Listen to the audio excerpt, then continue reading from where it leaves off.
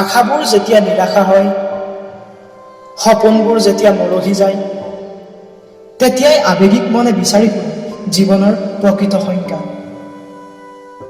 স্পন্দিত হৃদয়ৰ দুৰ্ভগীয়া শব্দবোৰে ৰূপ লয় এটি বিষাদৰ কবিতা। সৃষ্টি হয় এটি নিজানৰ গান, আৰু কেৱল মাথো হুমুনিয়া আৰু হুমুনিয়া। জোনাকীৰ মিঠা হাঁহিতেও বিলীন হয় অমানিশাৰ গৰ্ভত। মৌনতাই গ্ৰাস কৰে সমস্ত আৱেগ অনুভূতি, সেমেকি উঠে প্ৰতিটো পল অনুপল, আৰু মাথো বৈ যায় নিস্তব্ধতাৰ চকুত।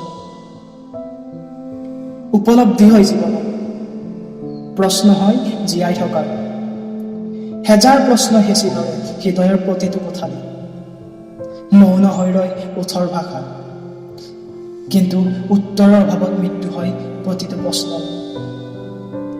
আৰু পুনৰ জন্ম হয় হতাশা, বিষাদ আৰু হুমুনিয়া।